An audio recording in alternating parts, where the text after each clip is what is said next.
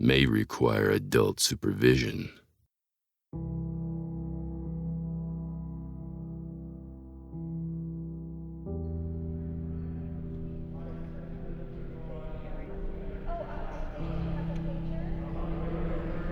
Code green, 836. Code green, room 836. Code green, room 836. Cam's hand wasn't broken, but it was cut up pretty good. The doctor bandaged him and gave him a shot for the pain. As the contents of the needle raced through his veins, Cam's vision blurred, and he nearly fainted. Seconds after the injection, a blissful state possessed Cam's consciousness. No pain. Cancel code green, 836. Cancel code green. Cancel code green. 3 hours later, Cam and AJ headed home.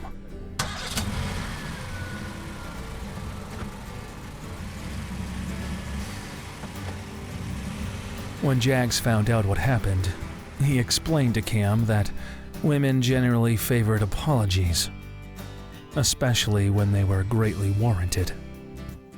This being one of those circumstances.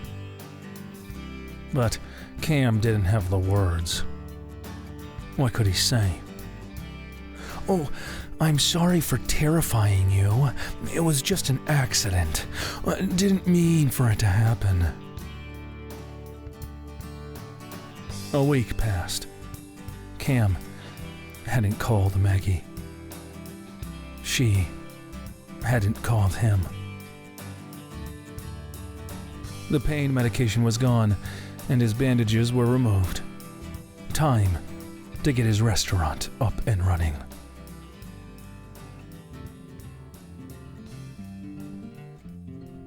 For the next 2 weeks, Cam and Jags met every Monday, Wednesday, and Friday from 6 to 8.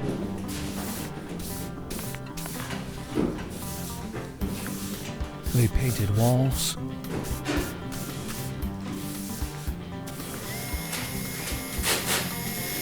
drilled stainless steel shelving,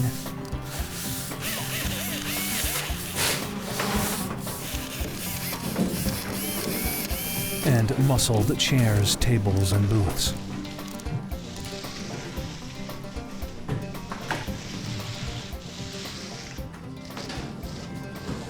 One night before they had the carpeting installed, Jags flung paint from his brush at him. Cam continued painting, but he should have known better. Jags would only up his game. Cam was crouched low, painting near the bottom of the wall when Jags picked up the gallon of green paint and swung it forward, dropping a good portion onto his back. Whoa! Tackling Jags, the paint can toppled. Fists, elbows, and legs thrashed until green paint covered them, head to toe. Fuck! God!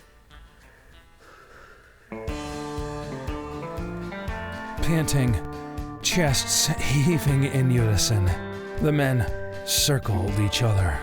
Now I know how mud wrestling chicks feel.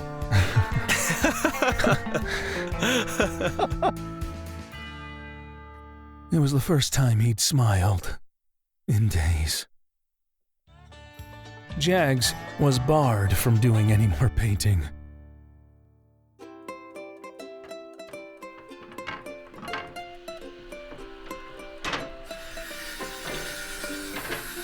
A week later, Jags put a nail gun to his head and threatened to shoot himself out of boredom. But his finger slipped, sinking a nail into his skull. Oh! Cam cursed all the way to the hospital. Fortunately, no permanent damage was done. The doctor said Jags was lucky. That sentiment should have been tattooed across his forehead. Jags must shit four-leaf clovers because the guy was the luckiest son of a bitch Cam had ever met. They passed a nurse in the hall. Hi, I'm Jags. Her name was Betty. Good to meet you. She proceeded to tell him her whole life story, at Jags' insist, of course. Cam held his patience. The second nurse, Hi, I'm Jags. And you are? Nancy, told them about her daughter's ballet recital, her slouch of an ex-husband, and the 10 pounds that she desperately was trying to lose. Cam held his patience. When they neared the janitor pushing a utility cart, Cam grabbed Jags by the elbow and jerked him close. You can get his name, nothing more. Do you understand me? No more power tools. Not for Jags.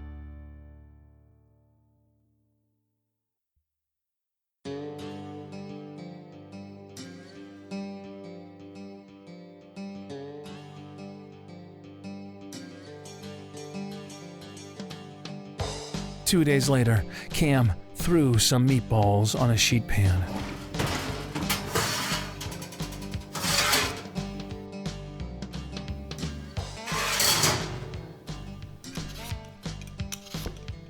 He peeled and cut potatoes, coated a cast iron pan with olive oil, tossed the potatoes in, and seasoned them with salt and pepper.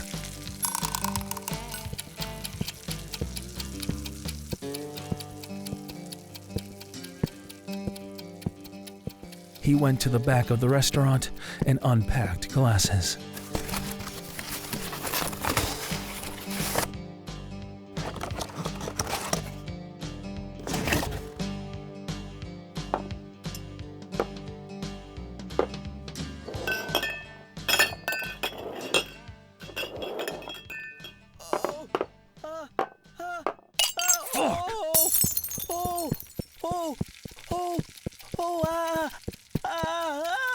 What happened? Cam spotted the cast iron pan upside down on the floor.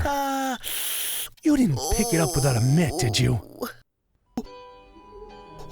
Since Jags was on a first-name basis with the hospital staff, not to mention they all loved him, he was waved right through. He had that effect on everybody. Cam never met a person that didn't eventually fall under Jags' spell. As the doctor applied salve, they learned the doctor was expecting his second child. His grandmother had passed away, and his first-floor air conditioner had just crapped out. Whoopee.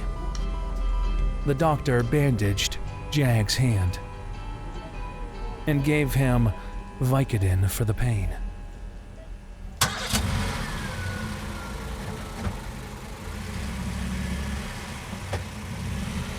The painkiller took effect before they even left the hospital.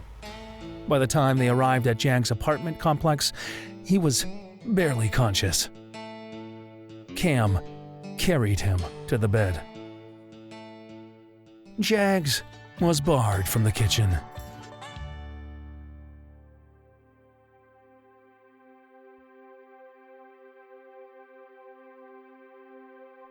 The following Monday, Jags brought Zeke Chase to the restaurant.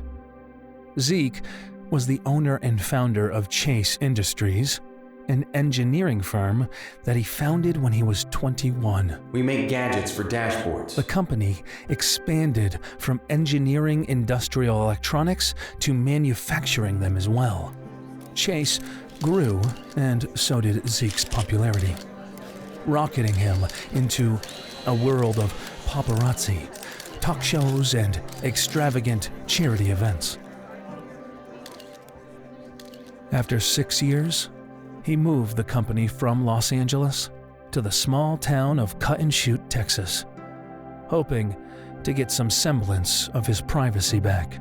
Truth. When he did, the town's population grew from 404 souls to just over 1,000. half of which worked at Chase Industries. In short, Zeke owned the town. Indeed. He was also Jags' boss and close friend. His long black hair was tied back. He wore a black dress shirt, accented with a thin white tie and black slacks. Call me Zeke. Cam only glared at his outstretched hand. It usually took months, if not years, to gain Cam's trust. Jags holding the record at just a few short weeks. The three of them sat in a booth and talked about the essentials of owning a business. Zeke advised Cam about hiring and firing personnel, the kind of insurance he'd have to carry, which insurance companies were best, which ones to avoid, and tricks to lowering his taxes. He suggested ways to reduce labor costs and how to calculate what prices would bring in the most profits.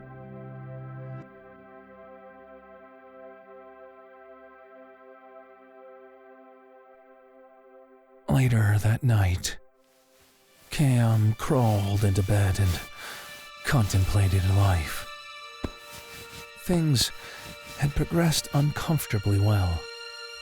He wasn't used to everything falling into place. Certainly not this easily. For the first time, he felt hopeful, excited, and yet empty. He closed his eyes and pictured what Maggie was doing right now. He glanced at the small digital clock on his bedstand.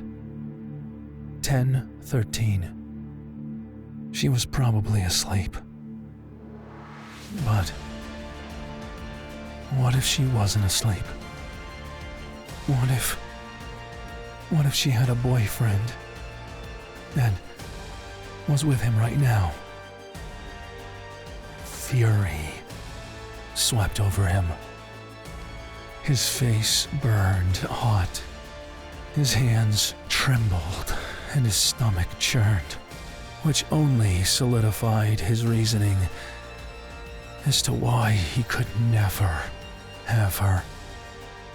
He turned on his side, cradled his stomach, and willed a deep sleep to drown his thoughts and rage away.